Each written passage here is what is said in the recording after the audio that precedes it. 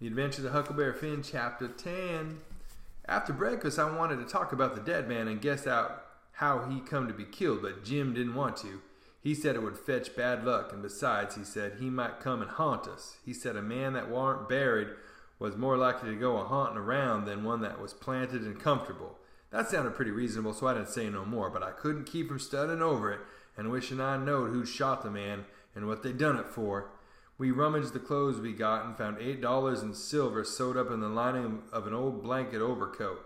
Jim said he reckoned the people in that house stole the coat because if they'd have known the money was there, they wouldn't have left it. I said I reckoned they killed him too, but Jim didn't want to talk about that. I says, "Now you think it's bad luck, but what did you say when I fetched in the snake skin that I found on the top of the ridge day before yesterday?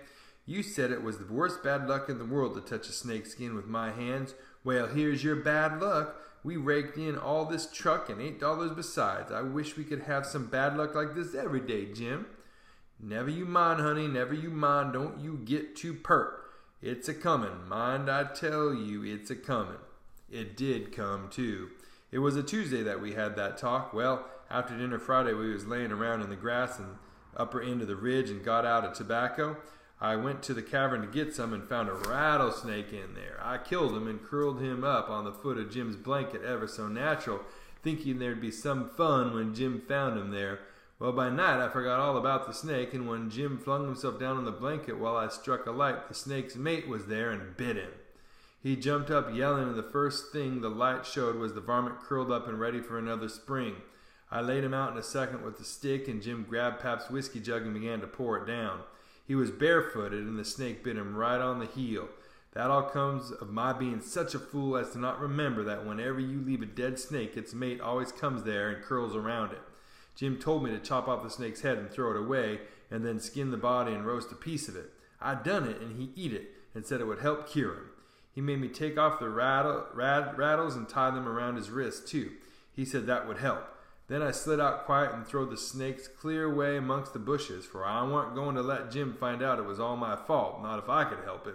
Jim sucked and sucked at the jug, and now and then he got out of his head and pitched around and yelled, but every time he'd come to himself he went to sucking at the jug again. His foot swelled up pretty big, and so did his leg, but by and by the drunk begun to come, and so I judged he was all right. But I'd rather been bit with the snake than Pap's whiskey. Jim was laid up for 4 days and nights. Then the swelling was all gone, and he was around again. I made up my mind I wouldn't ever take a hold of a snake skin again with my hands now that I see what had come of it.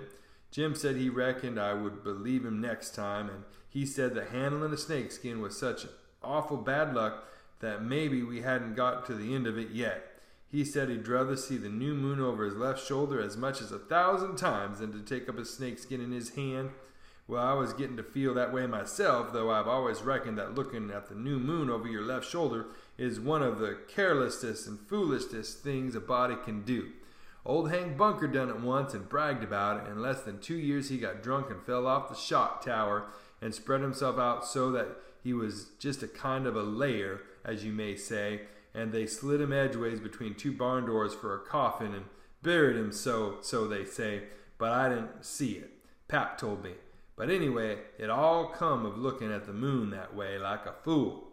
Well, the days went along and the river went down between its banks again, and about the first thing we done was to bait one of the big hooks with a skinned rabbit and set it, and catch a catfish that was as big as a man, being 6 foot 2 inches long and weighed over 200 pounds.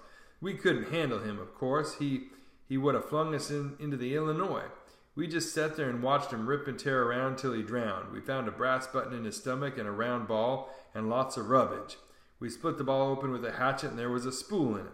Jim said he'd had it there a long time to coat it over so and make a ball of it.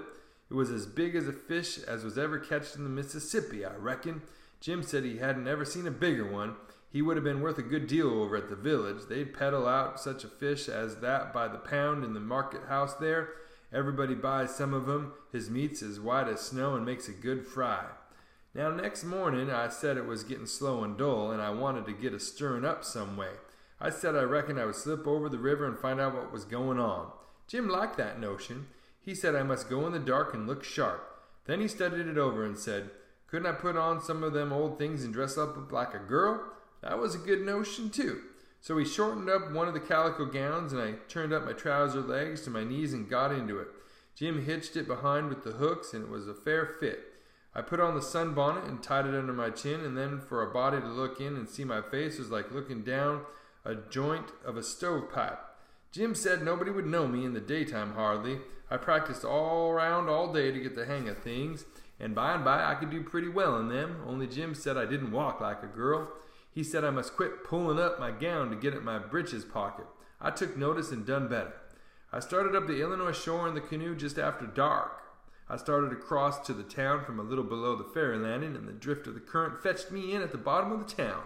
I tied up and started along the bank. There was a light burning in a little shanty that hadn't been lived in for a long time, and I wondered who had took up quarters there. I slipped up and peeped in at the window. There was a woman about 40-year-old in there knitting by a candle that was on a pine table. I didn't know her face. She was a stranger, for you couldn't start a face in that town that I didn't know. Now this was lucky because I was weakening. I was getting afraid I'd come. People might know my voice and find me out. But if this woman had been in such a little town 2 days, she could tell me all I wanted to know. So I knocked at the door and made up my mind I wouldn't forget I was a girl.